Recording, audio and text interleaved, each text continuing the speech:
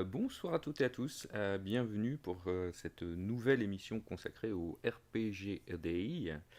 Euh, Avant de commencer, je voulais juste remercier. Il y a eu deux petits follow dans la journée, j'ai vu ça passer. Donc, Mega Carpi et Manolia Luna. Merci à vous, merci à vous. Ça fait plaisir. Et puis, on va démarrer. Donc, ce soir, deux mots. Un peu particulier qui à la base donnerait peut-être pas forcément beaucoup envie de discuter et de parler, mais pourquoi pas, et on va voir ce que ça va donner.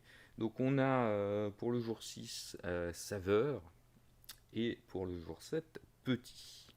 Et ce soir, pour m'accompagner, je retrouve Arnaud, qui était là, je pense, pour la deuxième émission, qui devait venir pour la troisième et qui finalement a été empêché. Et donc il est là pour la quatrième. Salut Arnaud, comment vas-tu? Bien, bonsoir. Donc, effectivement, j'étais bien là pour la deuxième et je n'ai pas pu venir pour la troisième. Je m'en excuse encore. Pas de Et souci. ça va très bien. Eh ben c'est parfait, c'est parfait, c'est parfait. Donc on va commencer avec le premier mot, le mot d'hier qui était saveur. Alors saveur, forcément on va euh, pour commencer penser au goût, au sens. Euh, et bon, il y a déjà eu des choses qui ont été faites en vidéo justement sur tout ce qui a rapport au repas, à la cuisine, etc. Mais on peut en discuter aussi justement de ce côté les saveurs, le goût. Est-ce que c'est quelque chose, Arnaud, que toi tu as utilisé ou que tu as vécu en tant que joueur ou utilisé en tant que MJ dans tes parties? C'est une très bonne question parce que c'est vrai que quand on pense au repas dans le jeu de rôle, c'est souvent une partie qu'on met un peu de côté, qu'on laisse un peu à part parce que c'est quelque chose des fois un peu contraignant. En tant que joueur, on n'aime pas forcément avoir à gérer sa nourriture comme une ressource, parce que ça pourrait nous freiner dans notre aventure. Et du coup, aussi, en tant que maître du jeu, on pourrait dire, bon, il faut faire des arrêts, et il faut dire à nos joueurs, ouais, attention, vous faites quoi comme repas? Ah, vous faites ça, vous savez que ça ne va pas être très très bon, etc. Et c'est quelque chose que finalement, on oublie, ou on ne met pas en avant du tout, je trouve. Parce que voilà, on voit combien? 4 pièces d'or pour avoir un bon repas. Oh non, on va prendre 2 pièces d'argent et on va se manger les vieilles rations. On s'en fout tant que notre personnage il avance, tout va bien. Et souvent quand on a cette image de taverne, on a aussi la grosse beuverie où ouais, on paye ce qu'il faut payer et on mange, mais finalement c'est quelque chose qui est juste dit. On n'en parle pas, on raconte pas la chose. Et peut-être que ouais, ça serait intéressant de d'amener ça si on est quelqu'un qui a un peu de connaissances en termes de goût, mais aussi on a des joueurs qui aiment le goût. Ce serait quelque chose à mettre en place, je pense, dans un cadre peut-être un peu plus cosy de jeu de rôle. Oui, oui, ouais, bah c'est vrai que c'est une partie qui est souvent éludée, que ce soit dans les auberges, mais que ce soit aussi quand les personnages sont en vadrouille pendant des jours, des semaines. Ouais, bah oui, on fait pas vivre tous les repas, on fait pas vivre comment vous procurez-vous, de quoi vous nourrir si vous êtes à l'aventure, enfin, tout ce genre de choses, c'est vrai que on fait pas, on va pas forcément faire jouer une chasse, des choses comme ça. Euh, donc, mais après, je sais par exemple, pour l'avoir utilisé que dans Warhammer, là, il y a, concernant les auberges, il y a pléthore de plats. C'est super bien foutu. Donc en fonction des budgets, donc du niveau de l'auberge, et en fonction du lieu où elle se trouve, si elle est à proximité d'un lieu de pêche, etc. Il y a des séries comme ça de cartes euh, et de prix qui sont offerts. Et je l'ai utilisé. Alors voilà, ça reste souvent c'est gadget, c'est juste pour donner un petit plus, ajouter un peu de RP à la limite ou des choses comme ça. Mais c'est vrai que ça existe dans certains jeux. On peut aller effectivement jusque là et jouer le RP et faire un maximum, donner un maximum de détails, mais on va rarement aller effectivement jusqu'à la saveur du plat. On va dire à la limite c'est bon, c'est pas bon, c'était un peu faisandé, mais on va rarement plus loin en termes de saveur. Euh, Par contre, il y a un truc concernant la saveur où parfois on a les joueurs et les joueuses qui sont un tant soit peu paranoïaques et qui ont peur d'être empoisonnés et Ouais. qui vont vouloir goûter ou faire goûter. Ça, ce sont des choses qui peuvent arriver aussi, hein. Tester la saveur d'un plat en espérant qu'il ne soit pas empoisonné. Je sais pas si ça t'est déjà arrivé. Mais... Alors, non, je t'avoue que je ne suis pas tombé sur des maîtres du jeu assez sadiques pour vouloir notre mort par empoisonnement.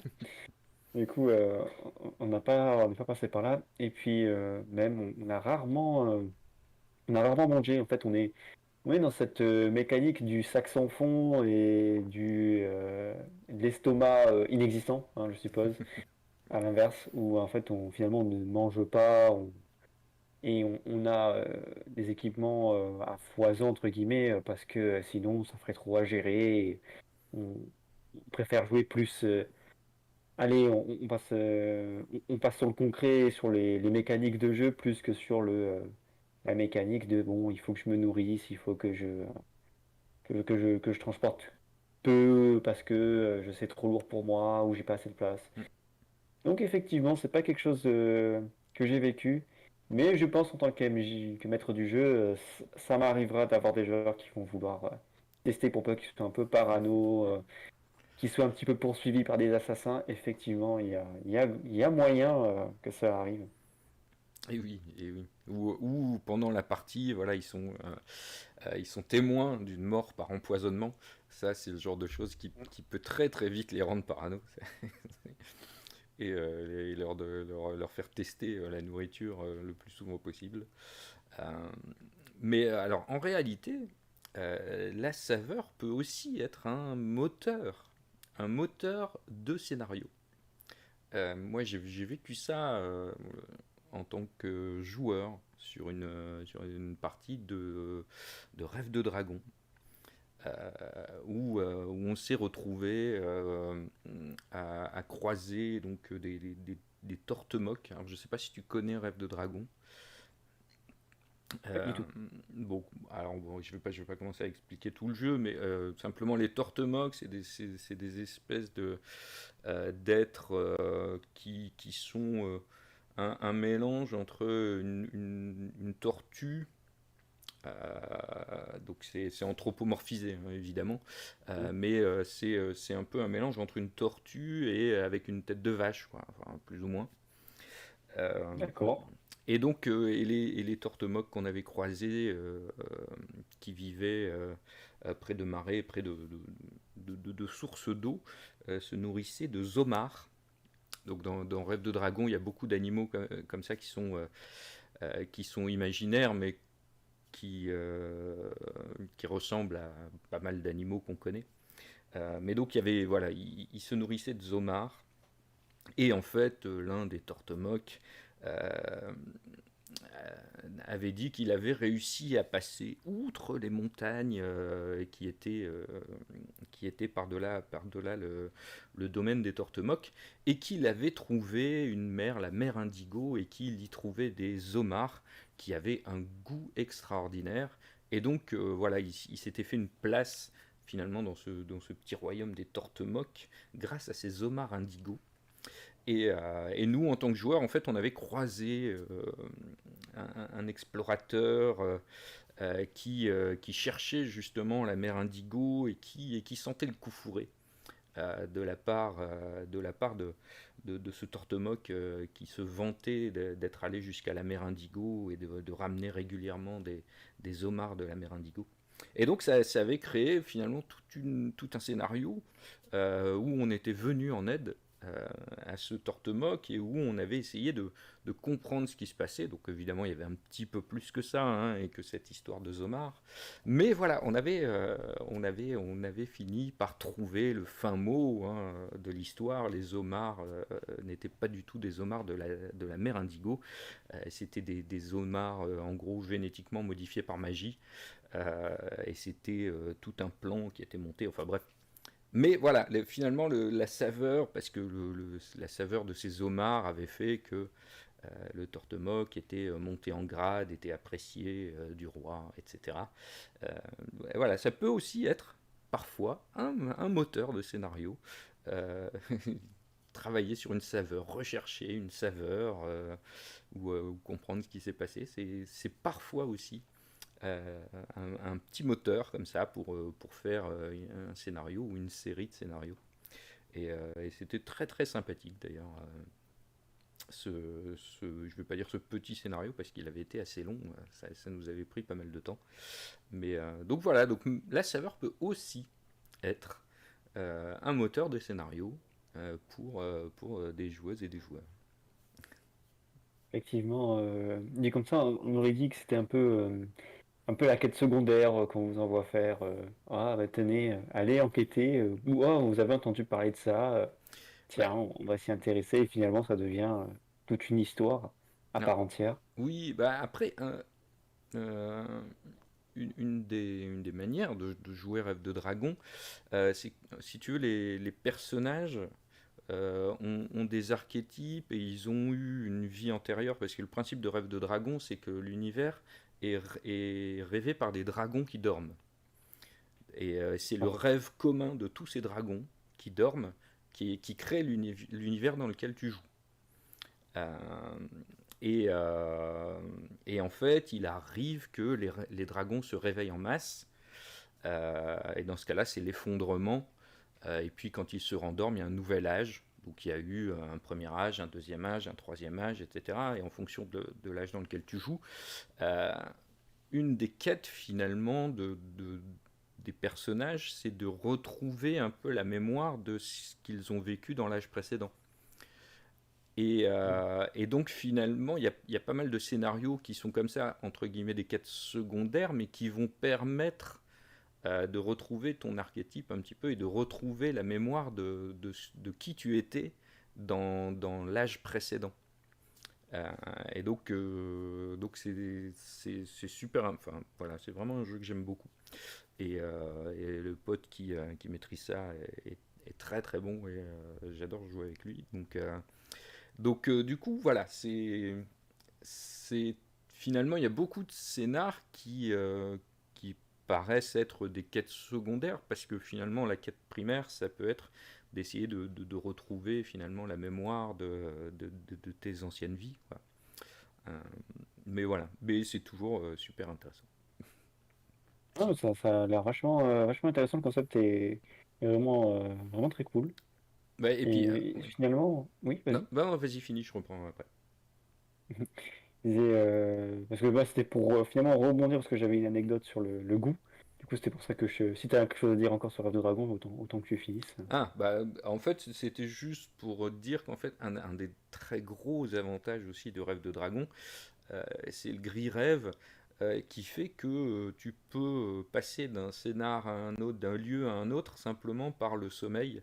C'est-à-dire que les personnages s'endorment, et puis bah, la partie d'après, ils se réveillent, ils sont ailleurs, ils savent pas pourquoi ils sont là, ils savent plus ce qu'ils faisaient là, ils se souviennent pas forcément de ce qui s'est passé avant, et c'est un moyen comme ça de faire des ellipses ou de les faire passer d'un endroit à un autre, très simple, très très simple finalement, et qui t'évite plein d'explications en réalité.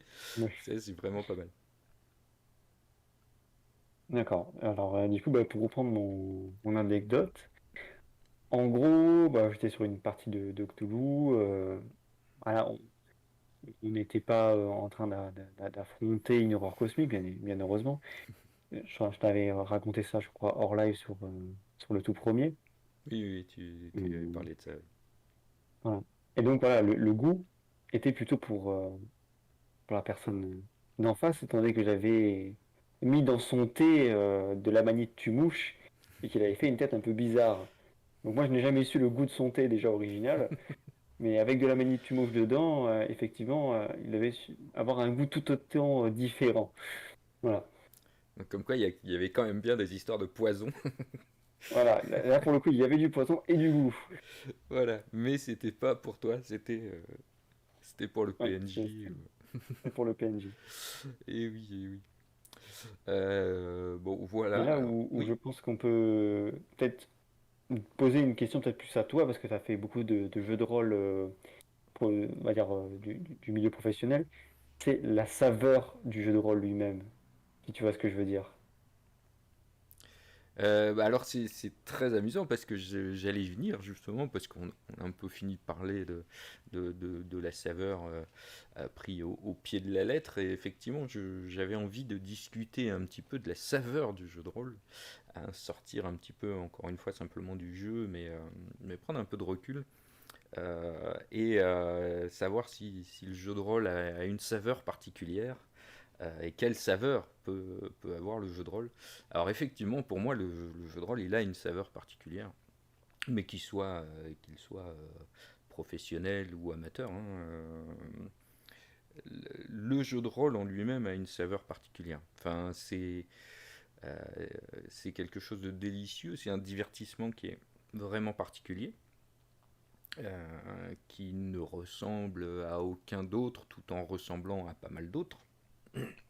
Mais c'est vrai qu'il est toujours à cette frontière entre finalement un peu le jeu de plateau et un peu de théâtre et de mise en scène, d'imaginaire collectif.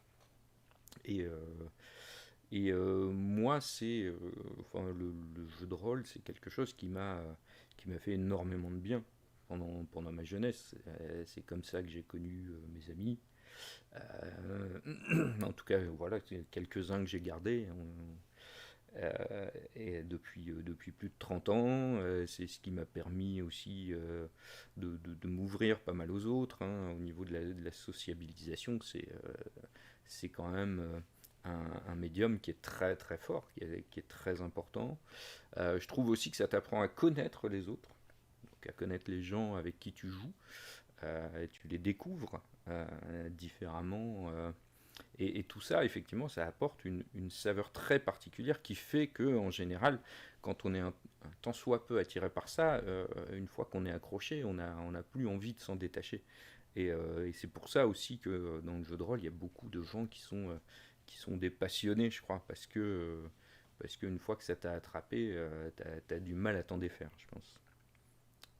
Alors, je sais pas si c'était exactement ce que tu voyais côté saveur, mais Non, mais je vais y venir pour juste après, je vais rebondir sur ce que tu dis. Effectivement, je pense que ça. Moi, je ne voyais pas forcément en tant que saveur, mais quand tu le dis, toi, ça fait du sens. Et c'est vrai que c'est une forme de divertissement et de plaisir procuré qui est très différent de tout ce que tu vis avec d'autres trucs. Parce que ce que je dirais qui est de plus proche, c'est un peu les jeux de société. Mais un jeu de société euh, t'amène un plaisir sur l'instant et sur une partie. Dans le sens où, par exemple, j'adore Seven Wonders. Et Seven Wonders, on a plein de souvenirs de parties. hmm, Dans le sens où on était en mode ah putain, c'était super, super bien amusant, on s'est régalé. À chaque fois, on sait jamais qui va gagner jusqu'à la toute fin. On s'attend pas à savoir qui. On pense peut-être que lui va gagner et pas du tout. Et donc c'est ça qu'on retient, mais on retient pas forcément la partie en elle-même.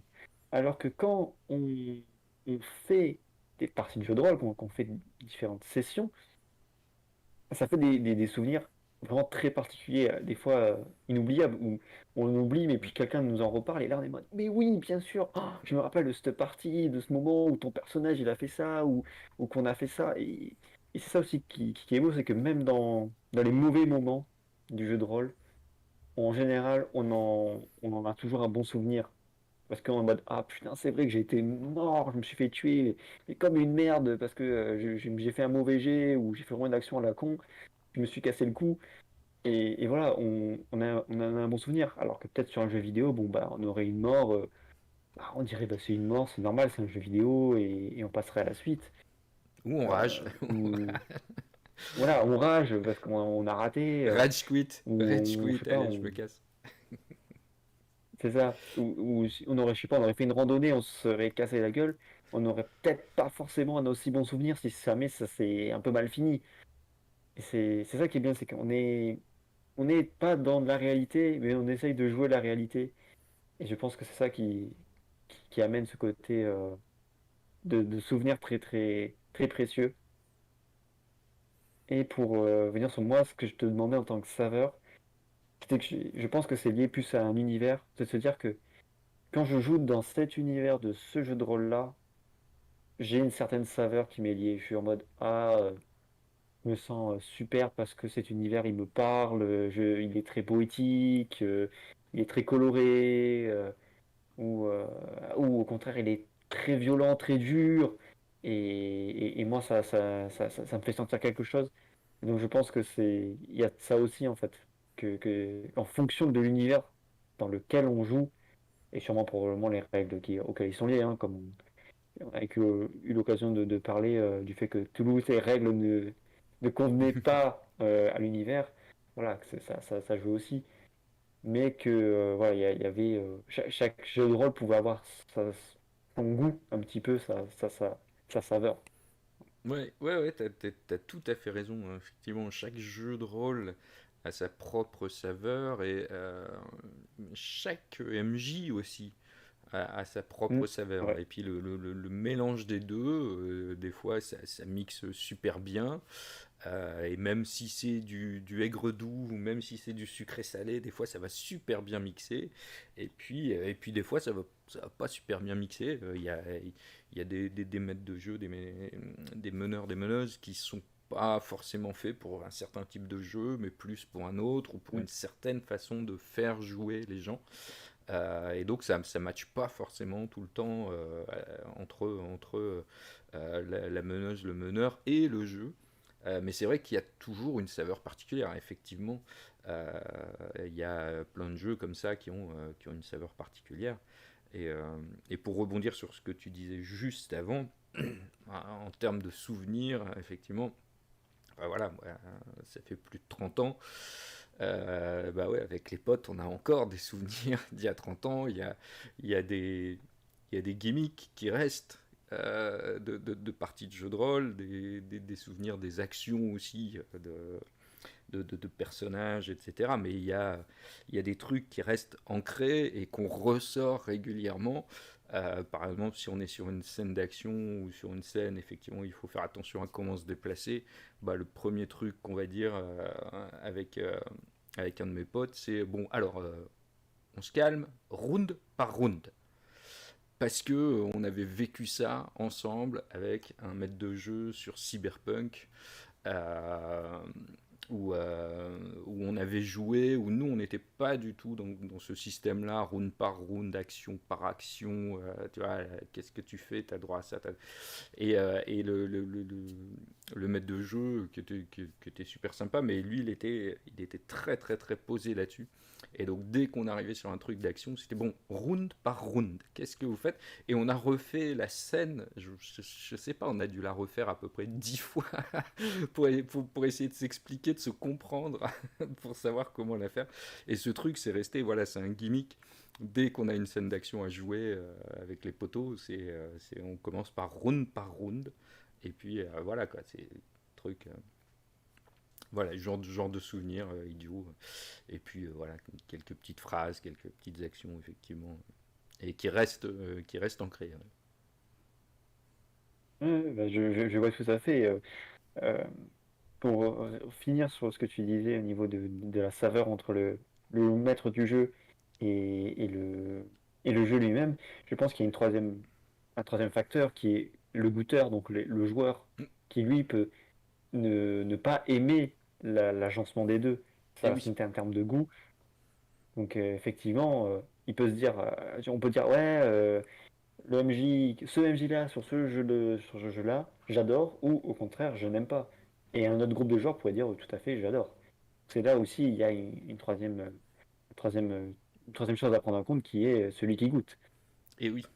Mais alors, est-ce que, comme on le dit dans la vie, il faut goûter 7 fois avant d'être sûr de ne pas aimer quelque chose? Ou est-ce qu'on peut s'éviter parfois de goûter autant si on a l'impression vraiment qu'on n'apprécie pas? Question Bah, je se pense pose. que quand le premier live qu'on avait fait ensemble, en général, une session en général suffit. Bon, toi, tu es un forcené, tu en as fait trois sessions de ton jeu de rôle que finalement ne te convenait pas, du moins avec ce maître du jeu-là. Donc voilà, ça dépend vraiment des gens. Mais on peut aussi goûter une fois et laisser passer les années et revenir plus tard et finalement aimer à ce moment-là parce qu'on a changé. Exactement, exactement. Et pour le goût, pour le coup, et pour le goût, les Mhm. goûts ont changé. Enfin, moi, je sais que mes goûts ont changé et que les potes, c'est pareil, qu'on a plus du tout les mêmes attentes que celles qu'on avait quand on a démarré le jeu de rôle, quoi, clairement. Euh, donc, euh, donc oui, on peut aussi prendre son temps et puis y revenir après coup, des fois longtemps après. Mm. Et oui, Et par rapport au gimmick, qu'est-ce que tu me disais tout à l'heure, effectivement, on a une gimmick qui revient entre mon ami avec qui, du coup, j'avais tué ses boss en un coup et en un round. Euh, Sur un autre jeu de rôle qu'il avait fait, que nous n'avons jamais continué parce que justement, un des autres joueurs nous avait détruit la partie. Il y avait un personnage qui était anthropomorphe et qui était un pangolin. Bon, situation actuelle fait que c'est un peu bizarre de parler des pangolins. À l'époque, personne ne savait ce que c'était. Mais voilà, c'est un animal que j'aime beaucoup. Et donc, j'avais un personnage qui était très petit et moi, je jouais voilà, un tank. J'étais en armure complète, j'avais un gros marteau, j'avançais pas vite du tout, mais vraiment, je mettais 45 ans, genre 3 tours pour arriver à l'ennemi. Et en plus de ça, j'avais un score sur la précision, parce que lui jouait avec une stat de précision qui était atroce. Donc mon personnage ratait à peu près un coup sur trois. Sauf que le moment les seules fois où j'ai touché, j'ai fait un jet de dégâts qui fait que, ben, en fait, étant à peu près au niveau des genoux de mes ennemis, mon marteau faisait un petit coup voilà, horizontal et on a appelé cette technique l'angle droit. Parce qu'en fait, les genoux faisaient un angle droit après le passage du marteau. Et c'est resté. Voilà, maintenant, on parle de la technique de l'angle droit là, quand quelque chose nous énerve. Voilà, c'est la petite gimmick. ben, non, mais c'est clair. C'est c'est le genre de choses qui reste, qui reste longtemps, effectivement. Bon, les pangolins, tu connais pas parce que t'es pas assez vieux. Hein. Les vieux connaissent les pangolins parce que dans le dessin animé Les Mondes Engloutis, il y avait Bic et Oui, Bac, oui. qui étaient deux pangolins. Ah, mais, j'ai connu, certes par DVD, mais j'ai Oui, connu. voilà. J'aimais beaucoup. Mais, oui, ouais, un petit manque Alors, en fait, il y a un vrai fil conducteur, mais il y a des fois des épisodes qui s'enchaînent pas pas très bien pour l'avoir re-regardé. Ouais, C'est un petit peu un dommage petit peu. parce que effectivement, c'est super sympathique. Mais ouais, il y a quelques épisodes où ça s'enchaîne pas formidablement bien, c'est triste. Mais, euh, mais voilà, bon Ouais, bref, avec c'est des ambiances qui étaient un peu. On passe d'un côté un peu très Disney à leur épisode sur le charmeur de rat à la flûte, là, le flûteur, où t'es un peu en mode. Ça fait un peu peur quand même, hein, pour des enfants. oui, bon, il y a eu pire. Mais moi, c'était sympa après, hein. Et oui, et oui. Bon, du Alors, coup, ouais, sur saveur, bon, en plus, je pense que les mots-clés qui vont avec, est-ce qu'on a évoqué chasse-poursuite, ouais, j'en ai parlé vite fait, explorer, chemin-parcours, je sais pas si tu as des choses à dire là-dessus. alors moi, Chase, c'est plutôt poursuivre, du coup, Hmm. la traduction. Donc poursuivre, ça peut être pas mal de choses. Ça peut être poursuivre PNJ, ça peut être poursuivre une quête, poursuivre un objectif. Bon, par exemple, si on parle de PNJ et qui est souvent lié à une quête, euh, nombre d'aventures commencent ou se lancent ou se poursuivent parce que justement les joueurs poursuivent quelqu'un. Soit parce que c'est un peu pour faire un peu l'effet des méchants qui reviennent un peu toujours à différents moments, ou du moins la piste de ce méchant, et du coup, à chaque fois, on le poursuit, ou justement, on poursuit quelqu'un parce qu'on cherche à avoir des informations. Et ne serait-ce que là, le dernier jeu que j'ai fait là, sur D&D, euh, ils ont attendu quelqu'un pour savoir un peu où se trouvait la chèvre qui avait disparu, donc la chèvre d'un des joueurs. Et quand la personne est arrivée, parce que bien évidemment, ils avaient foutu le bordel dans la maison qui servait de planque, et ils avaient tout laissé comme ça. Et c'était leur plan, hein. Ils disaient oui, quand il verra que tout a été foutu en bordel, et ben, il sera sur ses aguets, du coup, c'est là qu'on va pouvoir l'attraper. Alors qu'en fait, pas du tout. Il est arrivé, il a vu que c'était le bordel, il a compris qu'on était passé par là, et s'est enfui. Donc, ils l'ont poursuivi. Et voilà, ça fait partie, je pense, des choses parce que on peut très bien jouer sur le fait qu'il y ait des réussites ou des échecs et justement faire perdre la trace d'un personnage et donc d'une information importante et lancer une autre phase de jeu ou au contraire, justement, faire quelque chose d'un peu épique de course-poursuite Mm. et d'amener justement ce côté un peu satisfaisant d'avoir réussi à attraper quelqu'un ou dans le cas d'une énigme, d'avoir réussi à aller jusqu'au bout. Ouais. D'ailleurs, à propos de poursuite, les règles de poursuite hein, qu'on trouve parfois dans certains jeux, donc qui parfois sont très simples et parfois au contraire sont particulièrement complexes à gérer. Euh, bon, ce sont des choses que j'utilise rarement. J'essaye de faire au plus simple. Quand il y a des poursuites justement, effectivement, j'évite d'utiliser des règles un peu trop compliquées. Mais bon, voilà, là aussi c'est une manière de jouer, d'appréhender les règles et de voir le jeu de rôle, je pense. Mais la poursuite. Ouais, et du coup, quand je parlais, tu vois, aussi de poursuite d'objectifs, je trouve que c'est aussi un très bon moteur, parce que j'avais, comme anecdote, quelque chose que j'avais lu d'une histoire, c'était aussi sur du D&D, à la base, c'était censé être une espèce de mini-campagne qui devait permettre euh, de faire patienter les joueurs parce qu'ils n'avaient pas de temps libre pour faire une vraie session sur leur histoire principale. Et, euh, et en fait, tout est parti du fait que le voleur du groupe voulait amasser le maximum de richesses possible. Mais littéralement, il n'était jamais satisfait de la somme qu'il avait. Et en fait, ça n'a fait que escalader, en fait. Ils en sont arrivés à finalement réduire, enfin du moins détruire même les, les fils qui retenaient leur univers et amener à la destruction du monde. Tout ça parce qu'il y en avait un qui voulait juste ramasser le plus d'argent possible. Oui, effectivement. Bernard Donc Arnault je pense sort de ce que corps. ça en fait partie. Vas-y, excuse-moi, je Donc t'ai je coupé. disais Bernard Arnault sort de ce corps. Question d'amasser de l'argent. Voilà, le groupe Arnault. Enfin, on, va on va commencer à parler politique, on va arrêter. Ouais, non, bah voilà. Ouais. Bah écoute, je te propose de passer sur le mot du jour, là, celui-là. Celui Troll. small, effectivement, petit. Alors on a tendance à dire que tout ce qui est petit et mignon, en jeu de rôle, c'est pas forcément une réalité. Enfin, après, chacun ses goûts, mais c'est vrai que les nains sont pas forcément les plus mignons.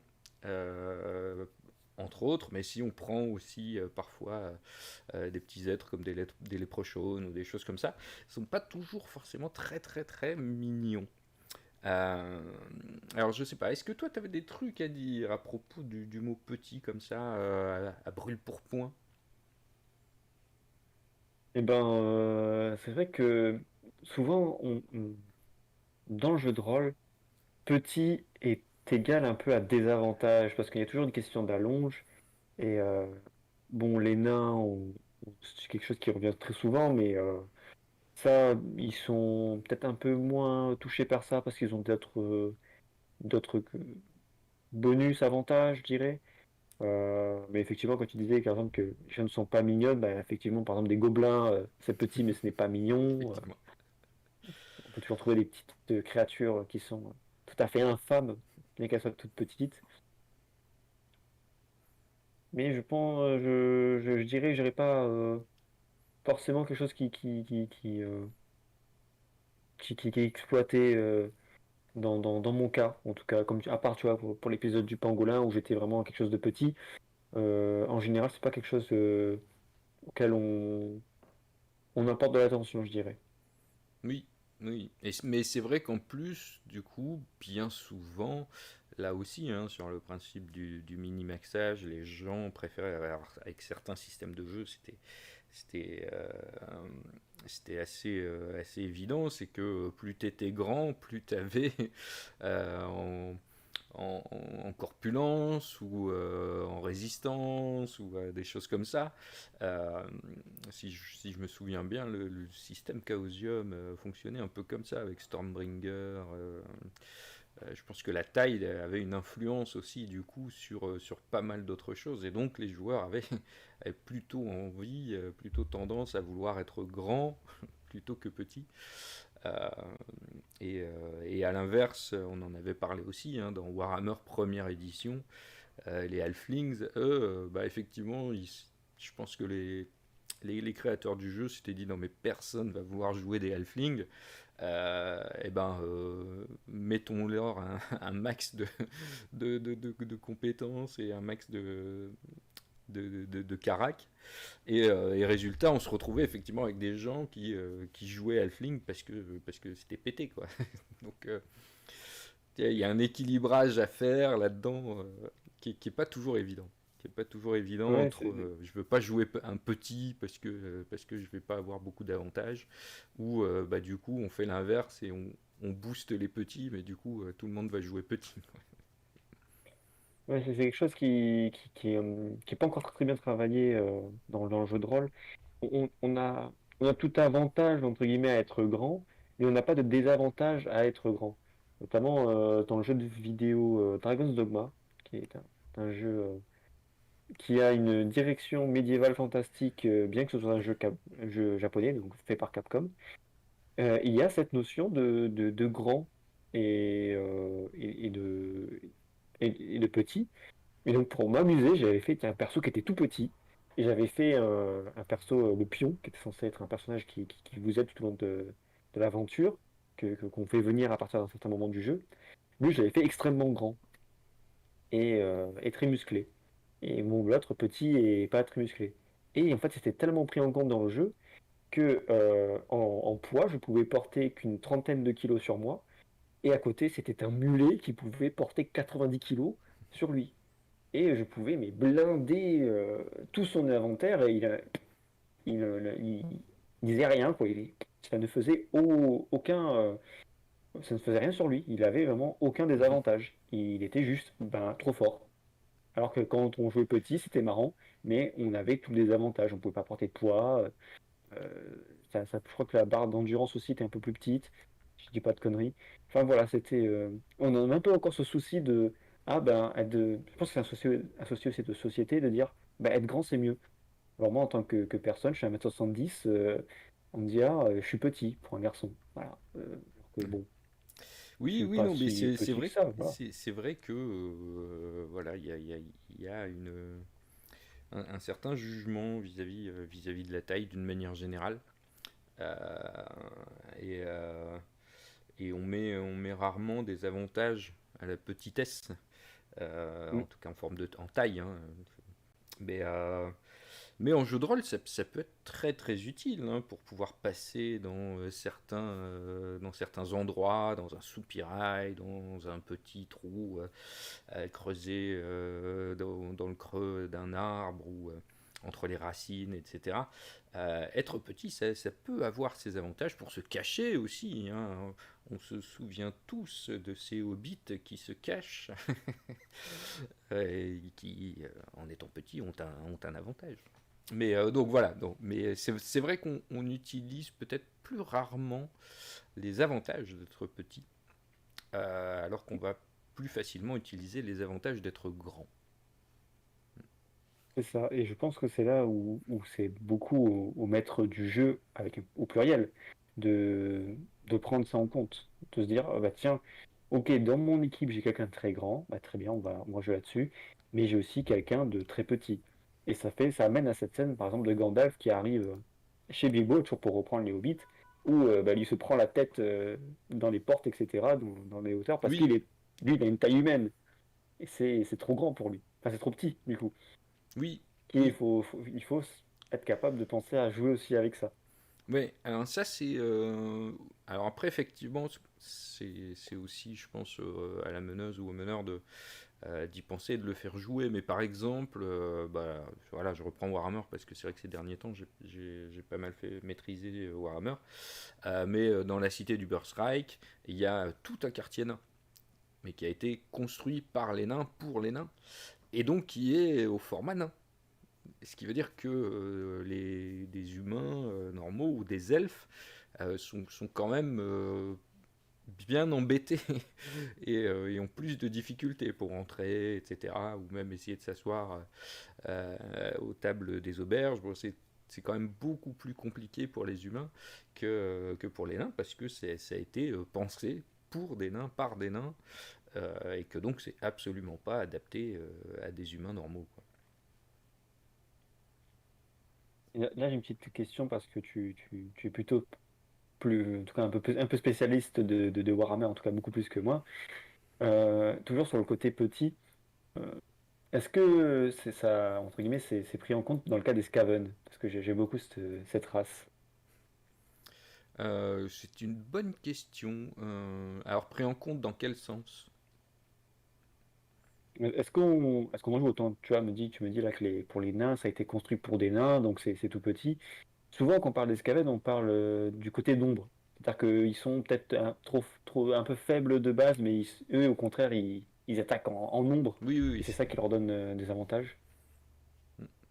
Oui, oui. Ben oui, ils sont faibles.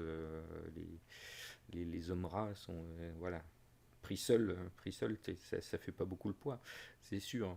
Mais ouais, voilà. Après, c'est simplement, de toute façon, c'est assez générique. Donc, un Skaven de base, enfin voilà, il a des caracs qui correspondent à quelque chose de pas très, de pas très balèze, quoi.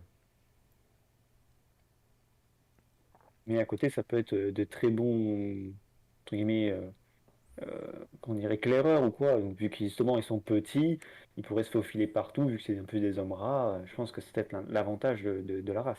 Ouais, alors tu vois, j'ai pas les caracs en tête, hein, mais j'imagine qu'ils doivent avoir quand même pas mal en mouvement. Euh, du coup, et peut-être en initiative. Euh, ils doivent avoir des avantages là-dessus, effectivement, plus que sur la force. Et ouais, c'est le nombre qui va, euh, qui va jouer. C'est comme les Zerg hein, à StarCraft. Tu joues Ouais. sur la quantité. Tu joues pas. Ouais, ouais. Ouais, euh, ouais, je pensais donc petit. Est-ce que j'ai encore des choses à propos de la petitesse de personnages, de PNJ, là comme ça. Moi, j'ai peut-être en tête la petitesse, mais de l'univers dans lequel on joue plutôt peut-être dans quel référentiel, si je puis me permettre ce terme scientifique, se déroule l'histoire Mhm. que que vont vivre les joueurs. Oui, alors c'est vrai qu'il y a des Il y a des jeux de rôle qui se passent, par exemple, quasiment exclusivement dans une cité. Et tout se déroule dans ce lieu. Et où tu cherches pas à en sortir ou à aller plus loin. Donc il peut y avoir effectivement des jeux de rôle où finalement le lieu, le cadre est très petit et où t'as pas besoin parce que tout simplement, hein, le jeu est fait pour ça, et tu joues dans ce cadre-là. Je pense d'ailleurs que un jeu comme Vastbourg, je crois que c'est ça, ça se passe dans la cité. Euh, et il n'y a pas de raison d'en sortir particulièrement, je pense. Enfin voilà, c'est des choses qui arrivent effectivement de réduire aussi, et même des fois avec un univers qui est très très grand, tu peux réduire à une partie congrue le lieu où tu vas faire jouer tes personnages, euh, parce que t'as pas envie de développer le reste, ou parce que tout va se passer là. Donc c'est pas. Ouais, c'est pour ça que je parlais de référentiel à ce moment-là. Parce que Mm, effectivement, l'univers peut être très très grand, mais en fait, là où on amène l'histoire, il n'a pas besoin d'aller plus loin. C'est là où moi je fais peut-être le parallèle avec le cinéma, c'est que on a des films où le personnage traverse trois pays différents dans le même film, et avoir un film qui est moins intéressant qu'un huis clos, mm. où finalement tout se passe dans la même pièce ou dans la même maison. Et le film est incroyable parce que on n'a pas, pour avoir une bonne histoire, on n'a pas besoin d'avoir beaucoup de déplacements dans l'espace. Oui, alors c'est vrai que le huis clos est parfois utilisé en jeu de rôle, mais c'est assez rare. Euh, c'est parfois plus utilisé dans les. Alors on ne peut pas appeler ça des GN, mais tu as des sessions comme ça de jeux de rôle qui sont quand même grandeur nature, mais qui s'organisent sur une soirée. euh, où effectivement tu vas jouer dans un lieu clos. Et donc tu as une espèce de huis clos qui se met en place avec toutes les personnes qui participent. Euh, et voilà, et tu passes 2 3 4 heures, une soirée complète, à jouer ton rôle dans ce cadre-là. Euh, Après, de la même manière, enfin, c'est peut-être un peu moins vrai, mais par exemple, le gène de la mascarade de vampire, le principe, c'était souvent une réunion une fois par semaine dans un lieu dit, un bar, un endroit, enfin bref, où tout le monde se réunissait. Et c'était vraiment là le lieu de l'action finalement principale, en tout cas du RP, le plus important. Même si en réalité, après, enfin voilà, les gens qui étaient très investis se retrouvaient aussi parfois les autres jours chez eux pour discuter justement, et étaient, on va dire, en semi-RP, quoi, pour discuter de stratégie, de politique et de choses comme ça. Mais là aussi, tu as une espèce de huis clos, un truc très refermé où l'essentiel se déroule, euh, parce que c'est là où tu réussis à regrouper tout le monde, quoi. Je voyais ça surtout dans le cadre de one shot, euh, aussi pas mal peut-être dans le survival, où finalement on cloisonne un peu nos joueurs, puisque de toute manière on sait que ça va pas entre guillemets pas aller plus loin. Mm. Oui, oui, oui, oui, bien sûr. Bien sûr, bien sûr. Euh, alors après, alors sur petit, évidemment, quand je pense à petit, avec le jeu de rôle, je pense au Petit Peuple.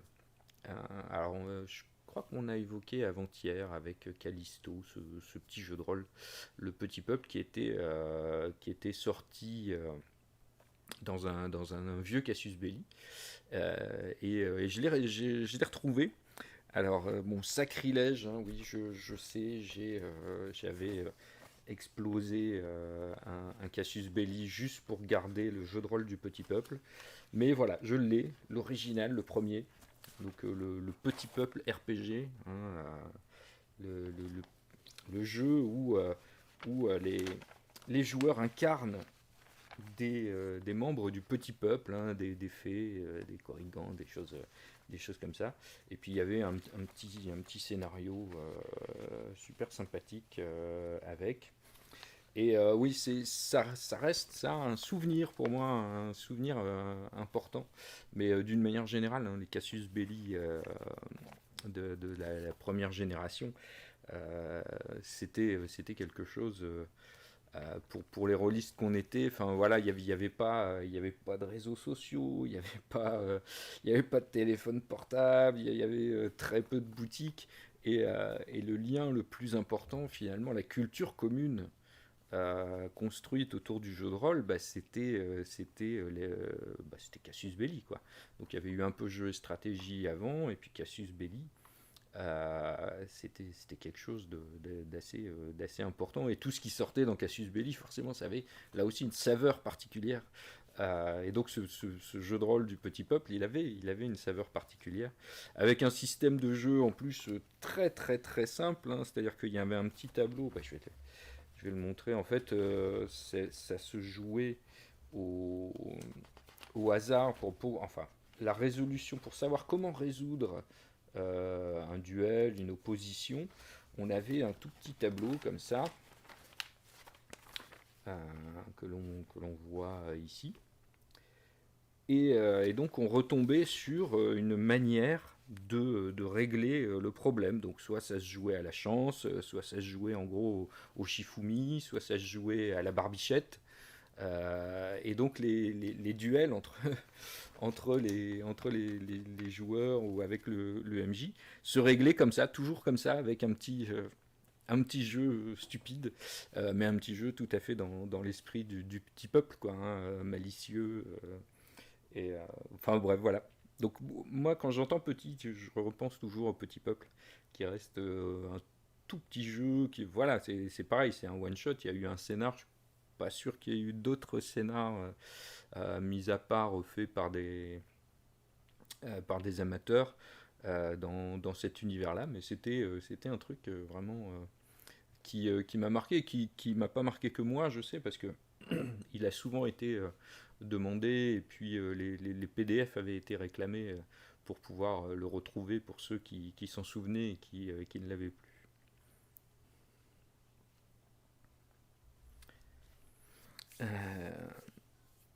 Ouais, puis je sais pas justement, tiens, alors bon, je ne sais pas quel âge tu as, t'es pas obligé de le dire, mais justement, est-ce que les magazines de jeux de rôle aujourd'hui, est-ce que ça revêt une importance pour toi? Alors on sort complètement du petit du coup, mais c'est pas grave. Est-ce que ça revêt une importance? Est-ce que ça a un truc particulier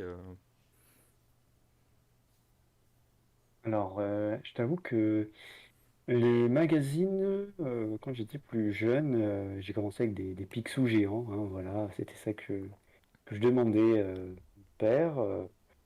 Après, vers la fin de l'école primaire, j'ai découvert Yu-Gi-Oh! À la base par animé, et puis voilà, après j'ai commencé à avoir quelques cartes. Et j'ai acheté deux magazines. J'ai acheté le Dragon Blanc, du coup, qui était un magazine de cartes? spécialisé Yu-Gi-Oh! Et Ouais. de temps en temps, j'ai acheté Lotus Noir, qui était spécialisé Ouais. Magic, mais qui faisait aussi un petit peu de Yu-Gi-Oh! Et je dirais c'était peut-être Lotus Noir qui se rapprochait le plus de quelque chose de jeu de rôle, ne serait-ce que dans les couvertures, ça. Mm. On sentait qu'il y avait quelque chose de magique derrière.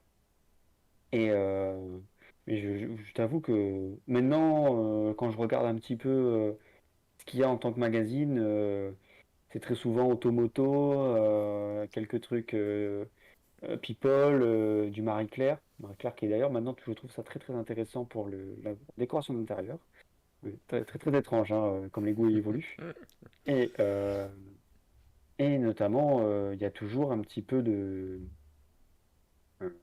de jeux vidéo, même si ça disparaît quand même beaucoup, plus des masses, et toujours un petit peu de revue scientifique, qui pour moi est très intéressant. J'en prends un peu de temps en temps, mais je t'avoue que je n'ai jamais réellement vu de magazine de jeux de rôle. Peut-être qu'il doit en avoir un ou deux cachés dans la masse, Ouais, bah oui, mais oui, mais ouais, je suis surpris. Mais c'est parce que c'est ce que je te dis, hein, nous, enfin, d'une manière générale, hein, je pense que les cadras et les quinquas, euh, bah ouais, jeu et stratégie et Cassius Belli, ça a été la base. Ça a quand même beaucoup été la base de l'expansion du jeu de rôle en France. Ça a vraiment été quelque chose d'important. Euh, et donc en termes de magazine de jeux de rôle, bah effectivement, je pense qu'il y a, bah, je crois que ça s'appelle JDR Magazine. Euh, il y a Cassius Belli, du coup, mais dans une nouvelle mouture hein, de chez Black Book Édition. Et puis, depuis très récemment, il y a un trimestriel. Donc, le premier numéro est sorti. Le deuxième numéro, ça doit être pour août, je crois. Ça doit être c'est août, septembre, octobre peut-être. Qui s'appelle Architeutis. Qui est en fait édité par Posidonia Édition. Et qui est uniquement consacré à la production française. Donc c'est-à-dire que il s'oriente vraiment uniquement sur tout ce qui est jeu de rôle français. Euh, et même pas les traductions, tu vois, mais vraiment juste la production française d'une manière générale. Et un petit peu indé tant qu'à faire aussi, je crois. Et, euh, et donc ils ont donc le magazine doit sortir en trimestriel.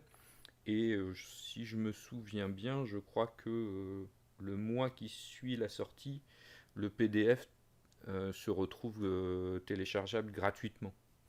Donc en plus, voilà, c'est ouais, pas. Mais le but, c'est clairement pas de faire de l'argent avec ça, mais c'est vraiment de faire un petit peu de propagande pour les jeux français, en fait, pour les jeux de rôle français.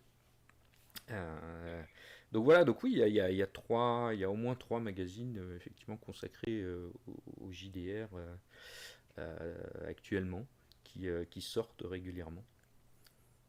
d'accord. Ouais, je pense qu'en fait c'est surtout ce dont vous avez peut-être un peu parlé hier, le fait que bah, avec Internet ça s'est très popularisé et rendu accessible entre guillemets au très grand nombre. Hmm. Bah, déjà les magazines sont un peu boudés. C'est quelque chose qui reste dans des habitudes de personnes un peu plus âgées que moi. De personnes Euh, âgées, vas-y, dis-le. Non, non, mais j'entends bien. non, non, je dis juste un peu plus âgées que moi. Ouais, je dis pas personnellement. Euh, mais voilà, que c'est une part d'habitude de toujours acheter des magazines, alors que nous sommes une génération qui a découvert Internet et qui a vécu avec Internet Hmm. aussi. Donc, quand les gens ont commencé à pouvoir justement créer des PDF, faire des scans, etc., tout de suite, c'est devenu d'un sens plus simple. Mais aussi, ça a fait que ça a à la fois fait du bien, à la fois fait du mal, peut-être aussi à pas mal de connaissances dans le jeu de rôle, puisque le magazine, lui, vraiment, va traiter le jeu de rôle, va s'y intéresser, va peut-être faire des interviews avec les concepteurs. Et voilà, donc on va avoir, entre guillemets, un véritable dossier sur le jeu de rôle, alors que maintenant, on est plus en mode, oh, il y a un jeu de rôle qui est sorti, on va le tester, et puis on verra. Et peut-être qu'un youtubeur en parlera, peut-être qu'un Hmm. forum en parlera, ou un blog. Et nous, on fera un avis dessus après coup ou avant coup. Et j'ai perdu le fil d'ailleurs. Qu'est-ce que je voulais dire? Bah, Ouais. du coup, sur le fait que tu consommais pas trop de magazines. Et, Oui, ouais, je ne consomme pas de trop de magazines. Et que je pense que. Ah oui, aussi, voilà. Avec maintenant, en fait, on voit quasiment tous les jours un Kickstarter pour un jeu de rôle qui va ou ne pas sortir. Et ce qui fait aussi peut-être qu'on est un peu noyé dans la masse, en hmm. fait. Ça devient un peu plus compliqué de trouver un bon jeu de rôle parce que ben, finalement tout le monde s'y met. Et quand il y a moins ce côté, ben, justement, avant du magazine qui faisait qu'il y avait peut-être moins de jeux de rôle. Et eux, ils faisaient un peu le tri aussi. Je ne sais pas. Oui, bah oui, bah il y avait moins de diffusion. Là, on a clairement une explosion des médias, une explosion de la diffusion. euh, et une explosion de la quantité de jeux de rôle, hein, clairement. Enfin, on va pas se mentir, même à l'âge d'or du jeu de rôle, il n'y avait pas autant de créations, ou disons qu'en tout cas, les créations indé, elles restaient indé et totalement underground parce qu'on ne pouvait pas les diffuser. Donc à la limite, si le propriétaire de la boutique de jeux de rôle dans ta région te connaissait, t'appréciait, et puis que tu décidais d'en faire une version imprimée, bon, il voulait peut-être bien la diffuser ou essayer de la vendre, mais c'est tout, ça dépassait rarement ce cadre-là, quoi. Ça allait rarement plus loin. Alors qu'aujourd'hui, ben voilà, n'importe qui crée un système ou un univers, paf, il balance ça sur Internet, via Facebook, via Twitter, et puis bah, ça a un retentissement. Ça peut avoir un retentissement national, même si c'est que trois personnes, mais si c'est une dans l'Est, une dans le Sud et une à l'Ouest, bah oui, tu peux toucher potentiellement beaucoup plus de monde, sans avoir besoin effectivement des magazines. Pareil pour connaître les sorties, enfin voilà. C'est sûr qu'un magazine comme Cassius Belli, bah, nous à l'époque c'était comme ça qu'on savait qu'un jeu allait sortir. Voilà, c'était ça, ou via la boutique s'ils avaient des annonces auparavant, mais sinon tu savais pas qu'un jeu allait sortir, quoi. Alors que là, tu le sais, tu le sais toujours bien à l'avance, t'as du teasing, du machin, bon, voilà. Donc, Oui, t'as aussi le Facebook, t'as le Twitter, t'as la newsletter du hmm, jeu. Ah, on a beaucoup plus d'informations qui sont traitées entre l'éditeur et le consommateur qu'avant. Avant, une fois que le jeu était sorti, entre guillemets, on en parlait. Là, maintenant, on peut en parler avant même qu'il sorte. oui, oui, bah, des fois avant même qu'il soit écrit, hein, donc Mais c'était assez terrible. Enfin bref, voilà, non mais euh, et ouais, et c'est vrai que voilà, je reviens un peu sur la saveur. C'est vrai que je pense que les générations, les générations actuelles ont pas effectivement ce rapport au magazine, et cette saveur particulière, je pense qu'on a connu nous dans les années 80-90, avec Cassius Belli, jeu et stratégie, où c'était attendu, ou quand il sortait un hors-série, c'était toujours un truc important. On se dit, waouh, ouais, qu'est-ce que ça va être, et puis on se dit, ah là, mais ça, du coup, il faut que je mette de l'argent de côté, je veux absolument l'acheter. Enfin voilà, mais bon.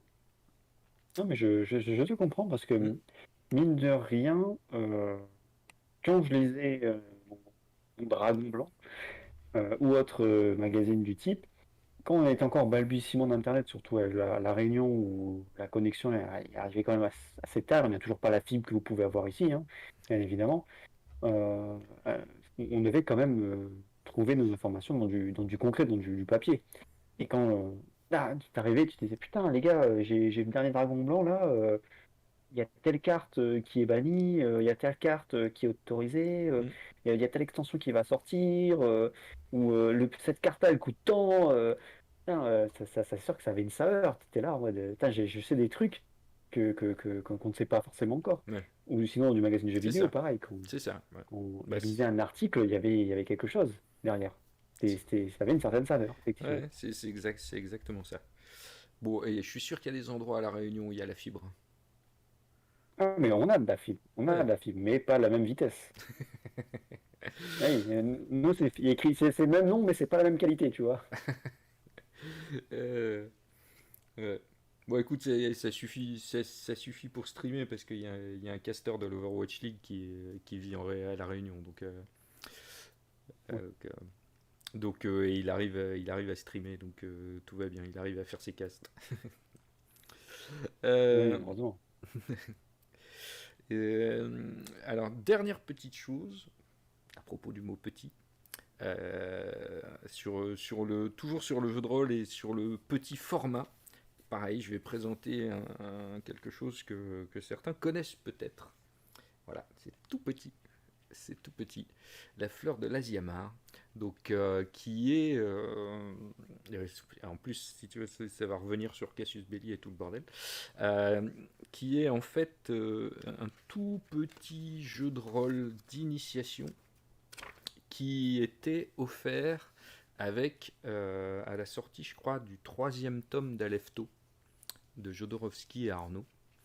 Euh, et ce truc, c'est un concentré de légendes parce que je pense que c'est le premier jeu de rôle finalement qui touchait autre chose que la niche des rôlistes et des wargamers, parce que c'était offert avec une bande dessinée.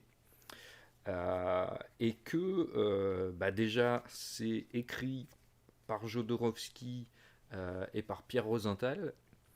Donc Pierre Rosenthal qui pour moi fait partie de ces légendes vivantes du jeu de rôle français.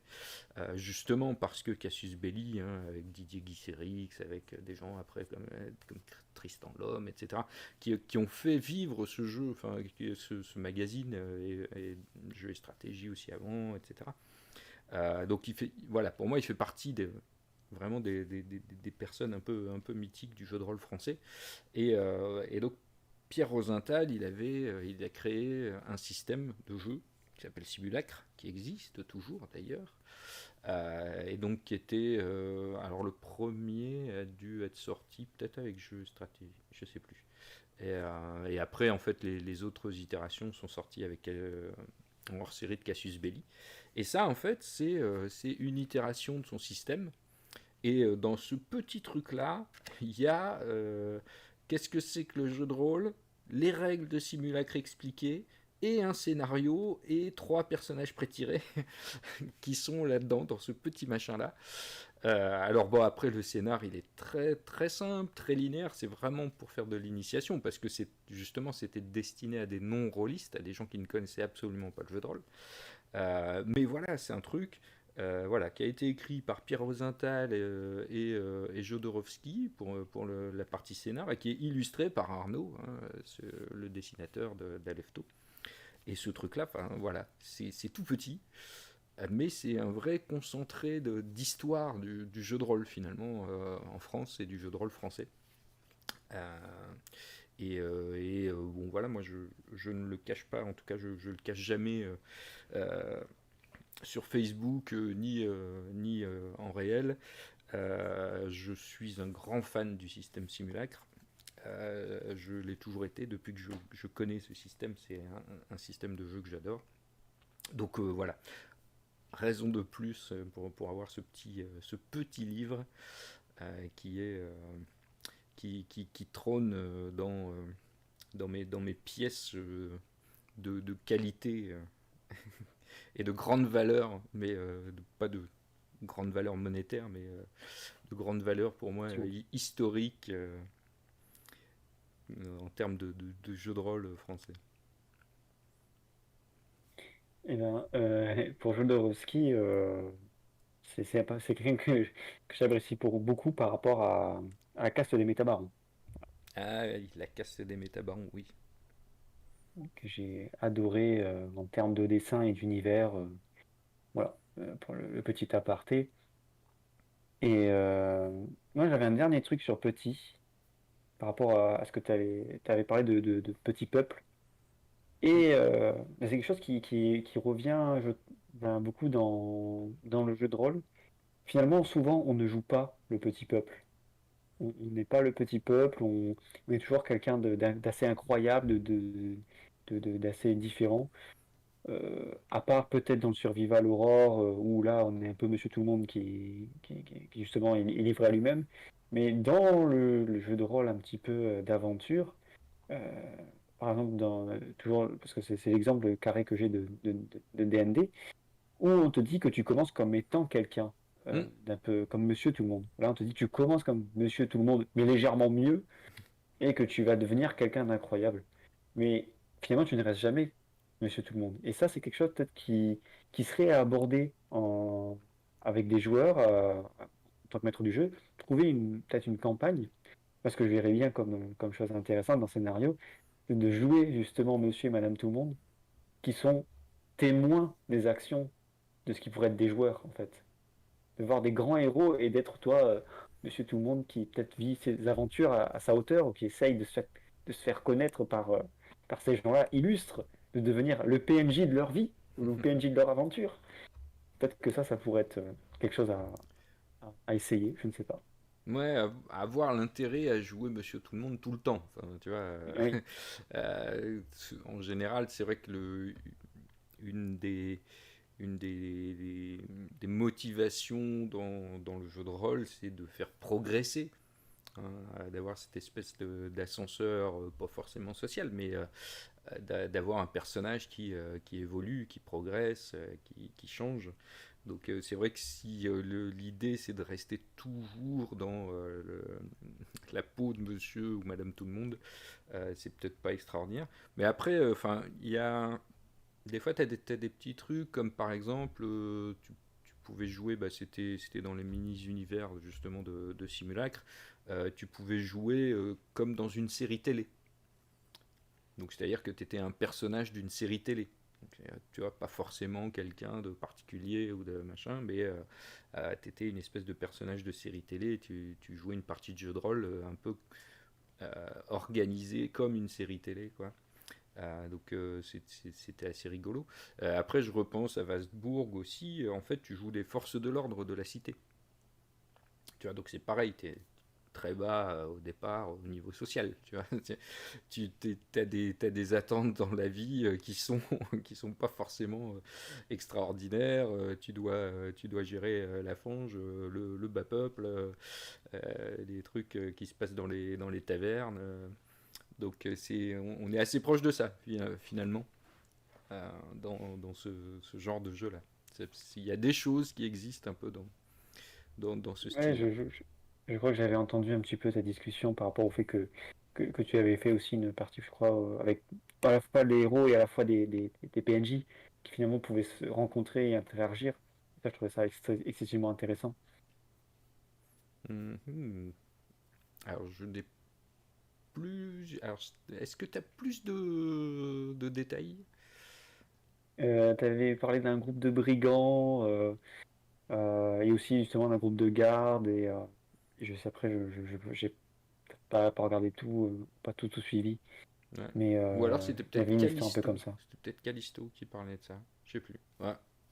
Là comme ça me revient pas, je t'avouerai. Donc Bon, mais c'est pas très grave, mais voilà, j'avais trouvé le concept intéressant de se dire qu'on pouvait à la fois jouer nos héros et à la fois jouer des personnages autres, en fait, hmm. qui étaient censés être des PNJ, et que finalement on pouvait les interagir entre nos PNJ, entre nous, parce que on jouait à la fois un personnage que potentiellement on pouvait rencontrer, et que finalement bah, notre maître du jeu nous ferait rencontrer et qui pouvaient être complètement opposés aussi. Hmm. Un côté des brigands et nous on est des justiciers. Et de se dire, bon Oui, bah oui. merde, comment je fais? Il y a un conflit d'intérêts. C'est sûr. Oui, oui. Bon, après, là, au moment de la Et confrontation, c'est justement, plus effectivement, là, compliqué. on joue le petit peuple, mais pas tout le temps. Oui, c'est tout à fait ça. Qu'est-ce qu'il y avait comme autre mot avec petit? Inspiration, mieux, meilleur, impliqué. Oula, c'est beaucoup et peu à la fois. Pas sûr qu'on se lance dans Effectivement, qu'on ait c'est très vague. l'inspiration pour se lancer dans tout ça. Euh, mais oui, je sais pas si toi là-dedans il y a des mots qui t'évoquent quelque chose.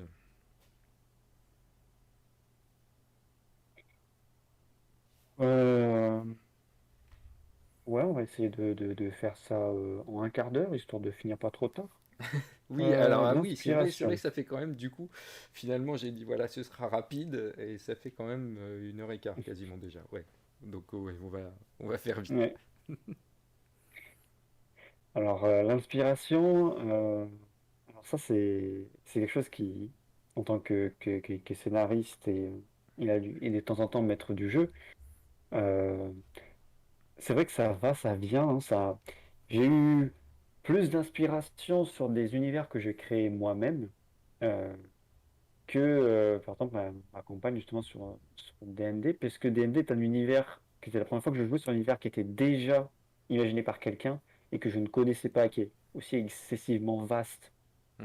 En plus, il y a beaucoup de joueurs ou de maîtres de jeu qui ajoutent leur propre sauce dedans, donc ça devient difficile de savoir où sont les limites, où ça commence, où ça s'arrête.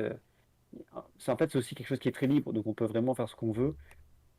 Et en fait, moi, ça me bridait peut-être un peu dans mon inspiration, mais aussi le background des joueurs aussi joue beaucoup, je trouve, dans le sens où quand on a des personnages, comme ça a été pour moi, qui n'ont aucune raison de faire une aventure ensemble, c'est comment je vais trouver une histoire qui va les rassembler et après la lancer, cette histoire aussi. Ça, c'est quelque chose voilà, il y a beaucoup de facteurs, je pense, dans l'inspiration. En tant que joueur, je trouve ça un peu différent dans le sens où l'inspiration, c'est plus dans les combats, je pense, dans un peu la tactique. On en revient au live la dernière fois, où là, c'est plus, tiens, quelle idée je pourrais avoir, ou quelle idée à la con je pourrais avoir pour nous faire avancer, que ce soit dans l'histoire ou dans le combat. Ouais. Bah après, ouais, mais ouais, l'inspiration, du coup, tu parlais aussi bah, du lanceur, de ce qui permet aussi de réunir les personnages joueurs. C'est vrai que des fois, c'est un peu compliqué.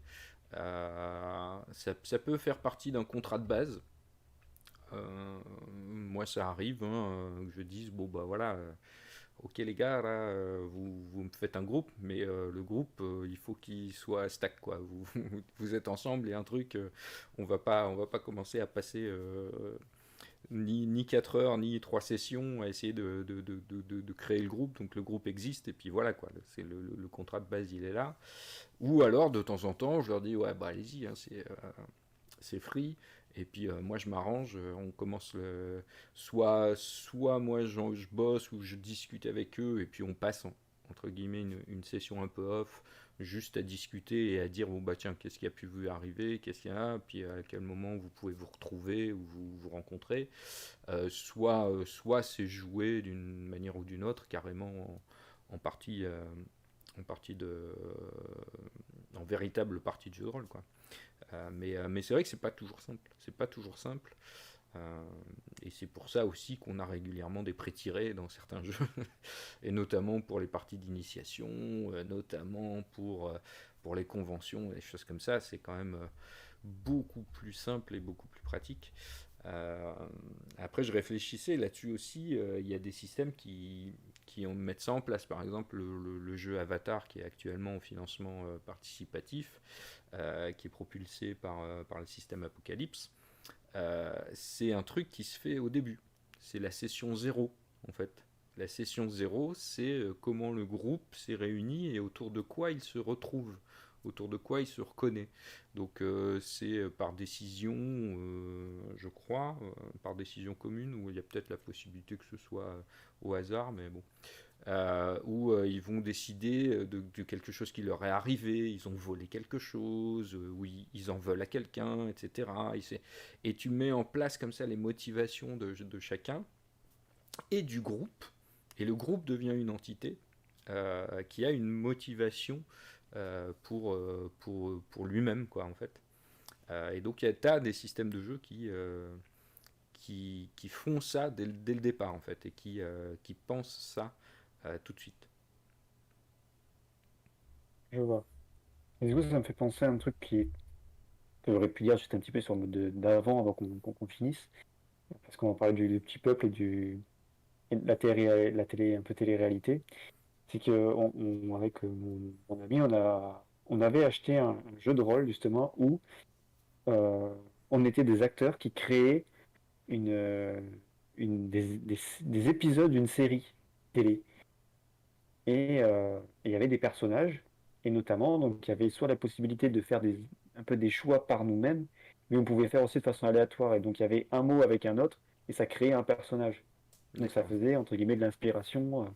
Pareil, tout le monde devait faire une sitcom, enfin c'est la création d'un sitcom, et donc on devait avoir une catchphrase, pareil, que voilà, on pouvait choisir nous-mêmes, ou on pouvait faire ça au G.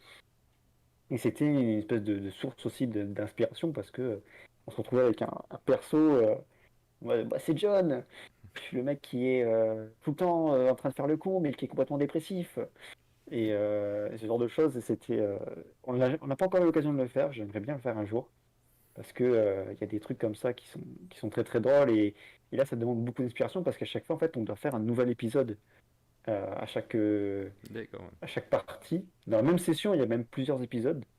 Et voilà, c'est vraiment la one again, quoi. C'est une grosse Ouais. inspiration de la part autant du MJ que des joueurs. Après, en termes alors c'est pas série, je pense que c'est plus film un peu nanar. Il y a Bimbo hein, dans le même genre. Mais ouais. Mm. Bon, allez, on va dire que c'est déjà pas mal, parce qu'en réalité c'est déjà pas mal. Euh, ça m'a fait super plaisir de te voir, surtout que bah, finalement jusqu'à il n'y a pas très longtemps j'étais en train de me dire je vais devoir faire ça tout seul et je vais un peu m'ennuyer comme un rat mort. Donc c'est super cool que tu aies pu venir et que tu aies pu intervenir. C'était très, très intéressant encore une fois. C'est avec le plaisir. Ouais, bah, de toute façon, tu reviens quand tu veux, hein, la porte est ouverte, il y a pas de souci. Pour celles et ceux qui verraient cette petite vidéo et qui seraient restés jusqu'à la fin, euh, n'hésitez pas, vous aussi, à venir voir sur Twitch ou à laisser des petits commentaires au pire sur YouTube. Et si vous voulez participer, c'est pareil. Le plus simple, c'est de passer via Facebook, la page de participants de jeux de rôle, et de retrouver un de mes posts et de me MP tout simplement. Euh, c'est ce qui va le mieux.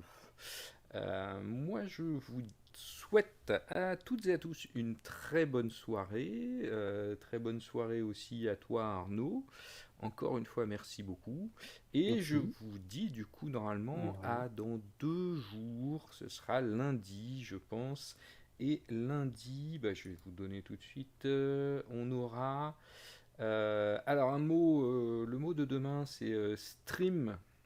Donc le mot anglais c'est stream et du coup dans les mots français ils ont mis stream, ruisseau, torrent et diffusion.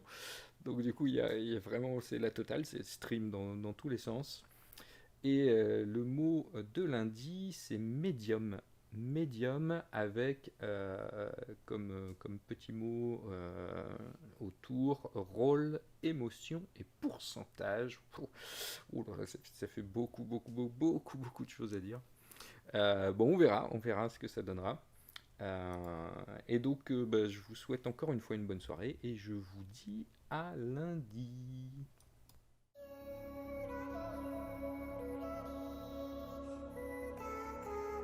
Yeah, le MAN. Tant plus du temps. Yeah, MLC. Le NOS, le MAN. CRNCKTA. Yeah, yeah. Pour tous mes corons, tous mes auras. Yeah. Elles sont le village Cocorico et le peuple Sheikah.